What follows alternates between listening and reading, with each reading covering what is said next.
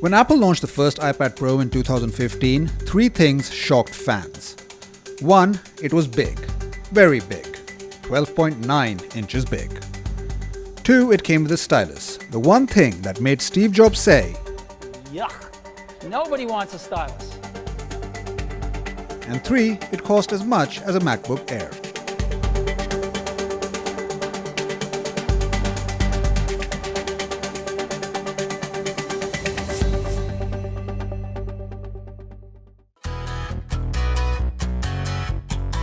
So let's get the basics right. This is the new 12.9-inch iPad Pro, and it looks just like the old 12.9-inch iPad Pro. But this time it has a brighter display and more power under the hood. Also, just like the 2015 model, the new iPad Pro is for people who have art in their hands. Calligraphers, artists, architects, the Pro is meant for you.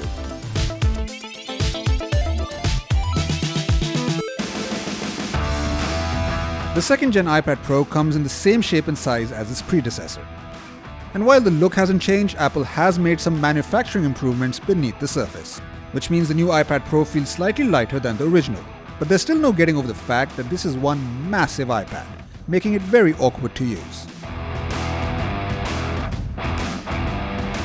If you're treating it like a laptop, then that's absolutely fine. But the sheer size makes handheld usage very tedious and puts it at a disadvantage up against the new Samsung Tab S3 and even Apple's 10.5-inch iPad Pro.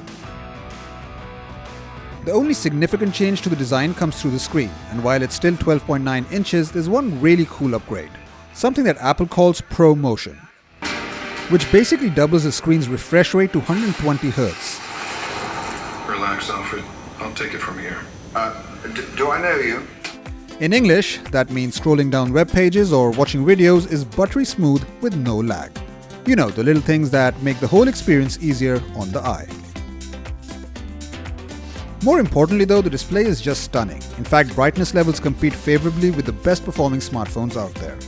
Color reproduction is just amazing, and the iPad Pro steers clear of the oversaturation issues that other mobile devices suffer from.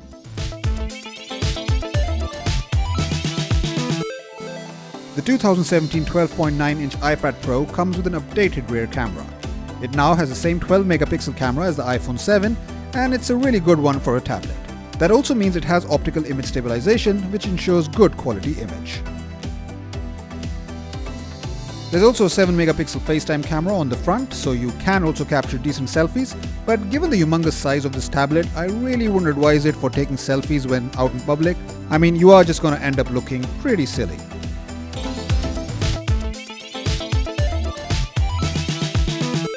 The new generation of the iPad Pro marks the arrival of the Apple's A10X chip, and the performance it offers in terms of raw number crunching and rendering graphics is first class.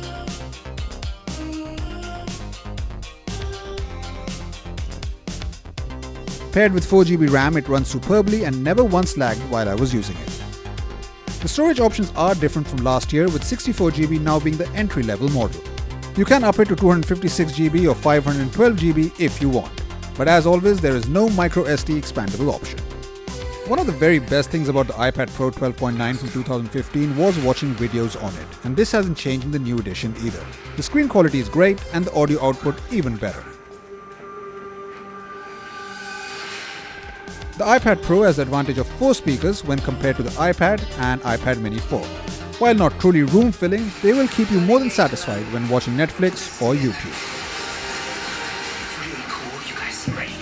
Battery life on the 12.9-inch iPad Pro is quite pleasing, though it's still not the powerhouse you might expect for the price.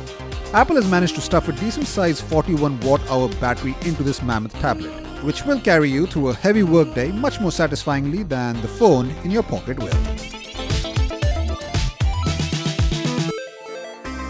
If you are planning to buy the new iPad Pro, then be ready to pay a pretty penny for it. But then again, you probably knew that already.